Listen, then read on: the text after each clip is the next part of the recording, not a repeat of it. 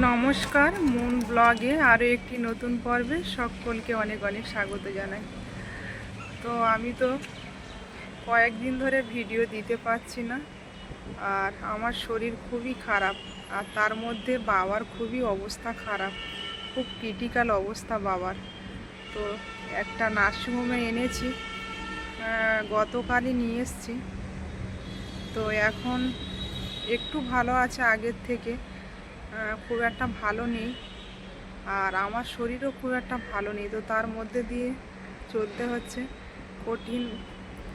খুবই কঠিন অবস্থার মধ্যে দিয়ে। তো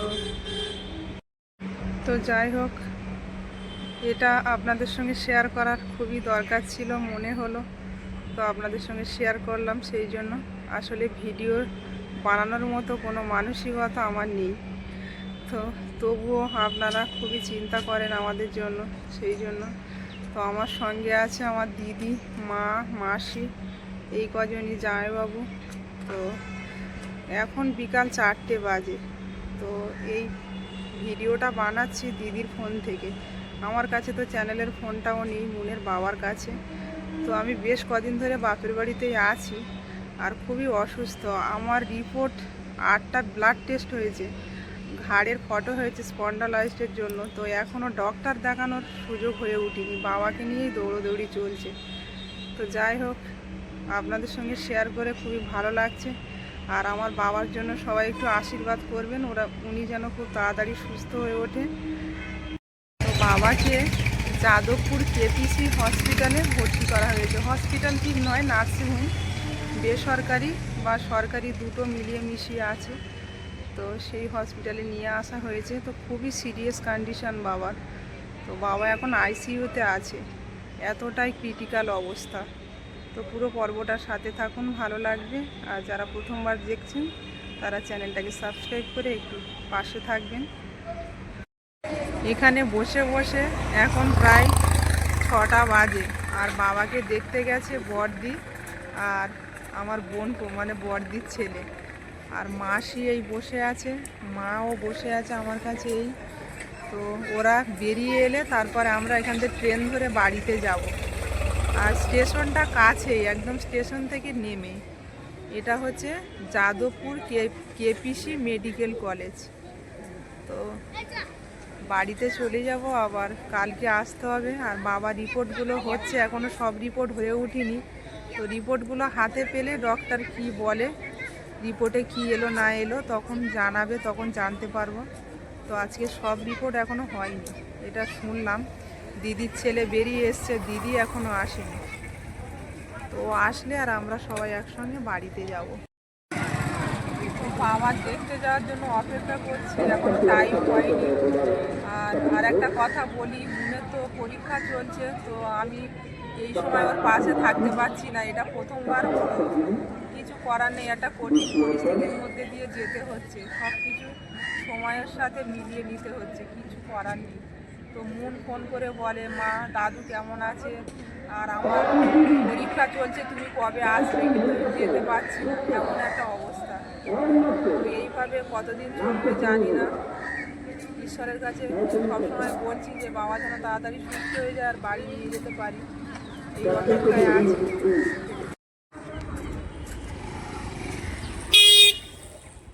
বাবাকে নিয়ে বেশ কদিন ধরে ছুটি চলছে। প্রথমে চিত্তরঞ্জনে নিয়ে যাওয়া হলো, তারপর চলছিল, চলতে চলতে বাড়াবাড়ি হয়ে গেল, প্রচণ্ড বাড়াবাড়ি। তারপরে গতকাল তো আমাদের রাত দিন কীভাবে গেল কিছুই বুঝতে পারলাম না। তো এইভাবে চলছে। এখন বাবা একটু ভালো আছে, রিপোর্টও চলছে, আর লিকুইড খাবার খাইয়ে বাবাকে রাখা হয়েছে, এখন কোনো খাবারও খেতে দেওয়া হচ্ছে। খুবই মানে টেনশনের মধ্যে আছে, কতটা টেনশনের মধ্যে আছে। যতক্ষণ না ঠিকঠাক ডক্টররা যে কী হয়েছে, কিসের থেকে হয়েছে, যে কালো পায়খানাটা হচ্ছিল সেটাও কিসের থেকে হচ্ছে ওটাও ধরা যাচ্ছে না। তো তার জন্য রিপোর্ট করা চলছে। রিপোর্টটা যতক্ষণ না আসছে ততক্ষণ নিশ্চিন্ত হতে পারছি না যে ঠিক কী কারণে এটা হচ্ছে। আর যার জন্য গায়ে থেকে ব্লাড থাকছে না, পুরো শূন্য হয়ে যাচ্ছে ব্লাড। ব্লাড না থাকলে একটা মানুষ কতক্ষণ বা বেঁচে থাকবে। মানে খুবই একটা জীবনহানির একটা সমস্যা। তো যাই হোক, এখন রিপোর্ট করানো চলছে। আর 4টের সময় আমাদেরকে আবার অ্যালাও করবে, সবসময় তো ঢুকতে দেয় না। সকাল 11টায় একবার ঢুকেছিলাম, আর এখনও বসে আছি বাইরে। আবার 4টের সময় ঢুকতে দেবে, তারপর থেকে আর কারোর অ্যালাও নেই। তারপর আবার বাড়ি চলে যেতে হবে, আবার কালকে সকালে। তো এইভাবে চলছে, দেখা যাক কী রিপোর্টে কী আসে। এই যে মন সকাল সকাল উঠে পড়েছে আর ব্রাশ করে নিয়েছে। এবার হরলিক্স খাবে, আমি হরলিক্স বানিয়ে দিয়েছি মনের জন্য। আর আমি চা খাবো। মন একটু গরম জল খেয়ে নিয়েছে, এবার হরলিক্স বিস্কুট খাবে, খেয়ে আর পড়তে যাবে। খাও।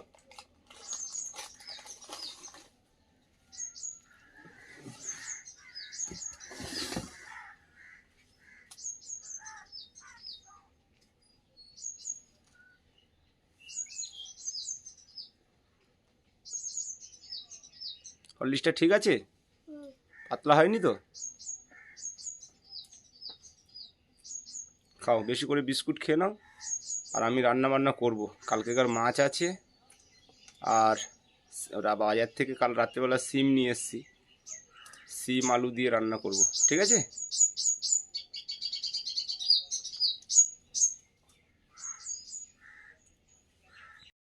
মন ওদিকে খাচ্ছে, আর আমি চা বিস্কুট আমিও খেয়ে নেবো। চাটা ঠান্ডা হয়ে যাবে, আমি এবার চাটা খাবো। হরলিক্স বিস্কুট সব খাওয়া হয়ে গেছে। আর এই যে বইয়ের ব্যাগ নিয়ে রেডি হয়ে গেছে। মন বলছে আমি একা যেতে লাগি। তা চলো দেখি। একা যাবে? আমি দিয়ে আসি। তুমি চলে আসতে পারবে তো? যাও, সাবধানে যাও। বাইরে এখনো প্রচণ্ড কুয়াশা চারিদিকে, আর সূর্যটা এদিকে উঠছে।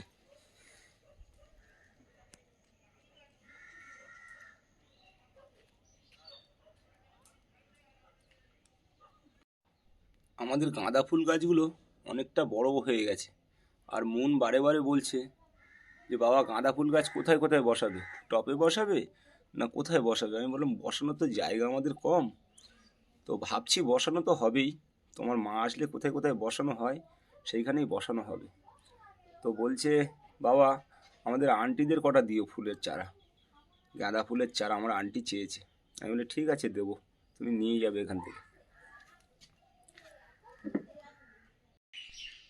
এখন 9টা বাজে, আর কাল রাত্রেবেলা আমরা খাওয়া দাওয়া করে বাসন থালা সব এইখানে রেখেছি, এখন মেজে নেব। আর এইটার ভিতরে ভাত অল্প কিছু আছে, এই যে ভাতটা অল্প কিছু আছে দেখছি, এটাও একটা পাত্রে লাবিয়ে নিয়ে পরিষ্কার করে নেব। রাত্রে যা তরকারি ছিল আর ওই ভাত ছিল, আমি বাজার থেকে 2 পিস রুটি নিয়ে এসেছিলাম, আমি রুটি খেয়েছিলাম। আর মুন ভাত খেয়েছিল, ওর গরম করে দিয়েছিলাম। আমি ভাবছিলাম যে মুন খাবে রুটি, তো মুন বলছে যে বাবা আমি রুটি খাবো না, ভাত খাবো। তাই আমি ওই রুটিটা আমি খেলাম, ওকে ভাত গরম করে ওকে খাওয়া দিলাম। বাসন থালা সব গুছিয়ে নিয়েছি পরিষ্কার করে, আর এদিকে ভাতটাও বসিয়ে দিয়েছি। মুনও চলে এসছে। তো মুন বলছে খিদে পেয়েছে বাবা, এখনও রান্না হয়নি। আমি বললাম এই 9টা বাজে, এক্ষুনি রান্না হয়ে যাবে। বলছি রুটি আছে, খেয়ে নে মুনমুন। তা বলছে না খাবো না। মুনমুন বিস্কুট খা। কিছু খাবে না? ভাত খাবে? এক্ষুনি হয়ে যাবে, 10 মিনিটে রান্না হয়ে যাবে। রান্না করতে বেশি সময় লাগে না, ভাত বসিয়ে দিয়েছি, 10 মিনিটের মধ্যে হয়ে যাবে। জল গরম বসিয়ে দেবো? আচ্ছা দিচ্ছি, একটু পরে বসাবো। আচ্ছা। এই যে বাজার থেকে কালকে এই ক্যাপসিকামটা নিয়ে এসেছি, আর এই সিম নিয়ে এসেছি, আর আলু নিয়ে এসেছি। এগুলো আমি এখন কেটে নেবো। আগে আলুগুলো কেটে নিই, তারপর সিমটা কাটবো।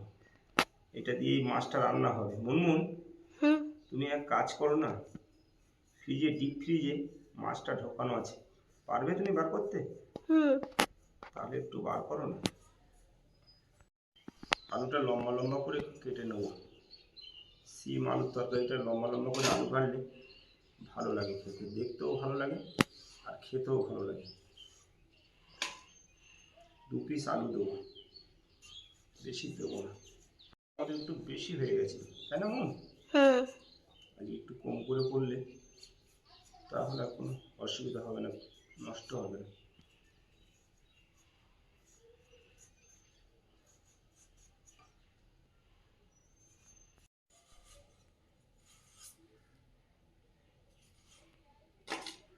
এই আলুটা এখন কালো কালো হলো কেন?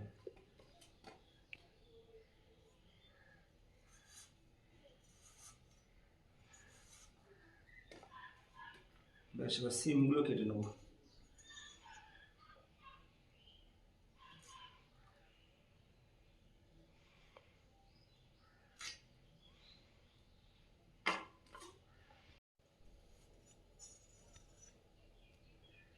এগুলো কি এরম বাদ দিচ্ছ? এগুলো যে বাদ দিচ্ছি, ওগুলো একটা সিমের একটা এক ধরনের আঁশ সামনে থাকে। এই দেখো, এগুলো কেটে নিতে হয়, বুঝতে পারলে? হুম। এই সুন্দর করে কেটে নিলাম।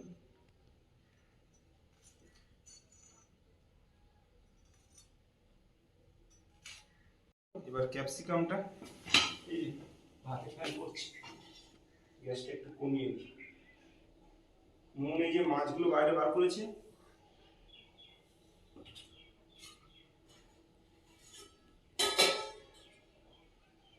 ভাত পুরো দেবো। বললাম না, ভাত এক্ষুনি হয়ে যাবে মনে।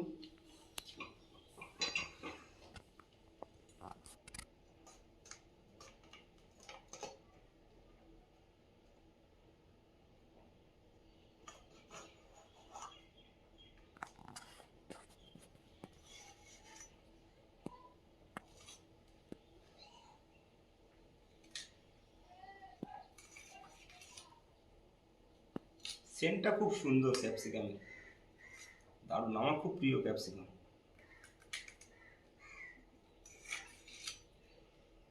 এটা মাছ মাংস সবইতে দেওয়া যায়, খুব ভালো লাগে। সবজি আমার কাটা কমপ্লিট। সবজিটাকে একটু ভালো করে ধুয়ে নিই। এদিকে ভাতটা ফুটছে আর এদিকে আমি কড়াইটা বসিয়ে দিয়েছি, মাছগুলো ভেজে নেবো। মাছে তো নুন হলুদ মাখানোই আছে, মাছগুলো ভেজে নেবো, তাড়াতাড়ি হয়ে যাবে।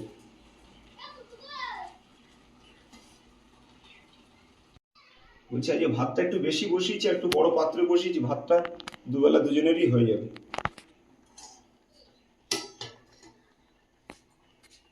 কড়াইটা মনে হচ্ছে গরম হয়ে গেছে, আমি এবার তেল দেবো।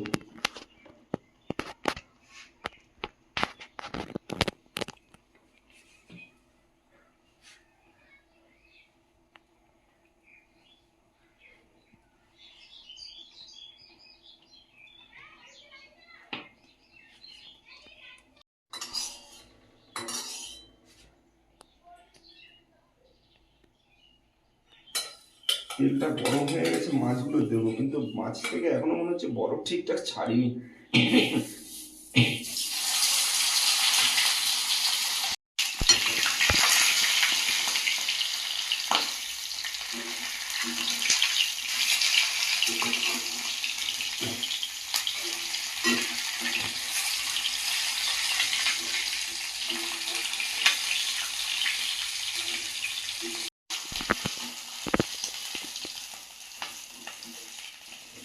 মাথাগুলো একটু কড়া করে নাও খাইতে ভালো লাগে।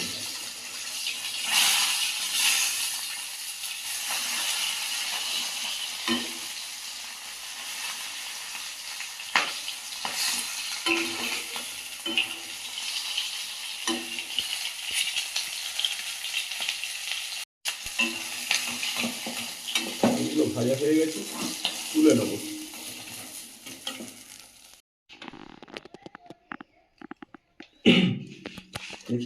কড়াইটার মধ্যে একটু তেল দিয়ে দিয়েছি আর একটু মাছ ভাজার পরে, আর এর ভিতরে সমস্ত রকম মশলা একসঙ্গে মিক্সারে করে দিয়েছিলাম। একবারে দিয়ে ভেজে নিয়ে তরকারিটা চাপিয়ে দেবো। আদা রসুন পেঁয়াজ লঙ্কা সব কিছু ভিতরে দেওয়া।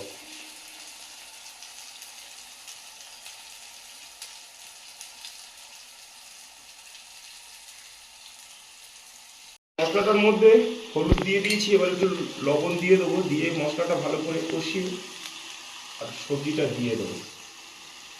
আজ একটু ঝোল ঝোল করবো।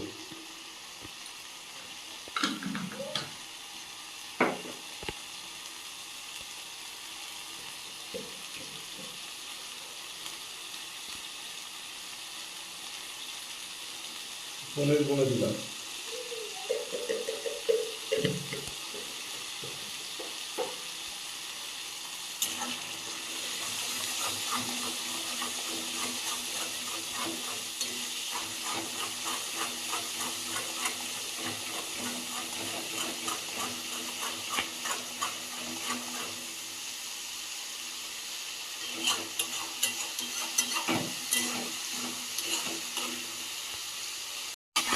মশলাটা কষাচ্ছি আর তেলটাও ছেড়ে দিয়েছে, এই সময় আমি সবজিটা দিয়ে দেবো।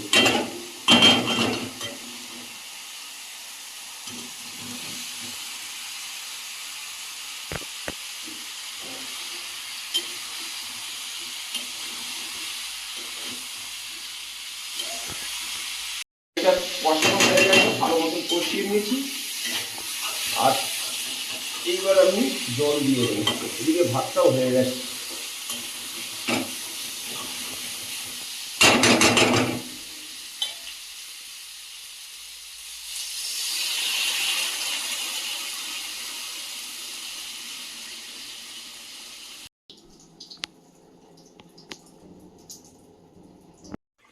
তরকারিটা ফুটে গেছে আর মাছগুলো দিয়ে দেবো, একটু তাড়াতাড়ি দিয়ে দিচ্ছি, বড় বড় মাছ তো একটু সেদ্ধ হবে।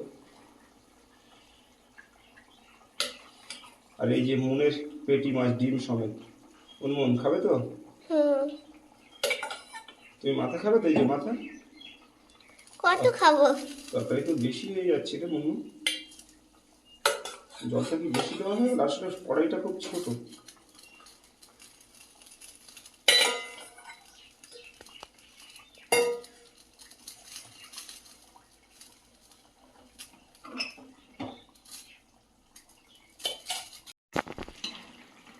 তরকারিটা বেশ মাছ দিয়ে অনেকক্ষণ ফুটিয়ে নিয়েছি। এবার একটু মরিচের গুঁড়ো দিয়ে গ্যাসটা অফ করে দেবো। এই গোলমরিচের গুঁড়োটা একটু লাস্টে দিলে খুব ভালো লাগে। ব্যাস কমপ্লিট। মুনের জন্য ভাত আগে দিয়ে দিচ্ছি। মনে বলছে আমার খিদে পেয়েছে, মুনকে আগে খেতে দেবো।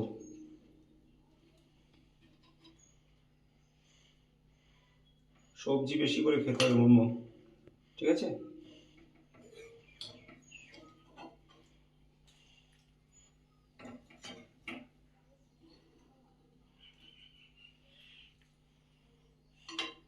আলু, হুম।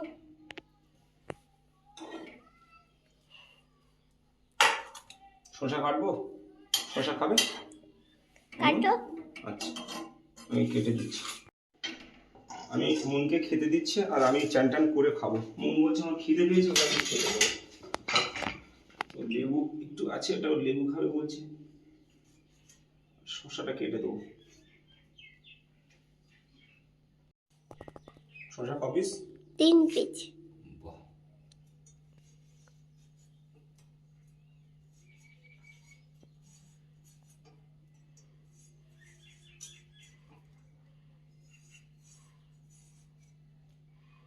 মুনের আজকে কি পরীক্ষা মুন?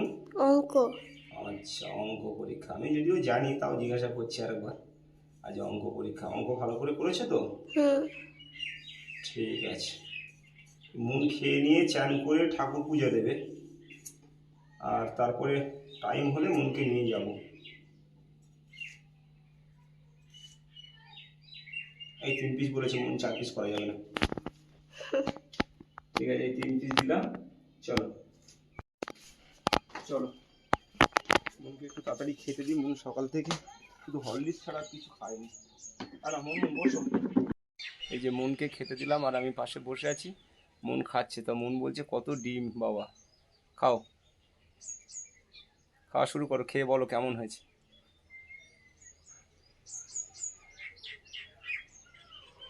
খাও।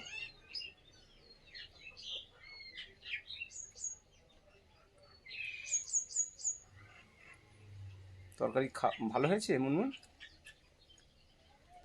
দারুণ হয়েছে। খাও। এই এবছর শীতের মধ্যে এই মনে হয় প্রথম আমরা সিম খেলাম, তাই তো মুনমুন? হুম।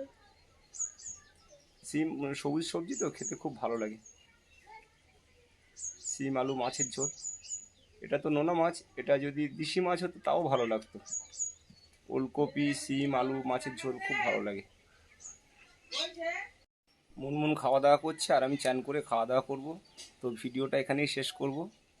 ভিডিওটা কেমন হয়েছে একটু কমেন্ট করে সবাই জানাবেন। আর সবাই ভালো থাকবেন, সুস্থ থাকবেন। দেখা হচ্ছে আগামী পর্বে।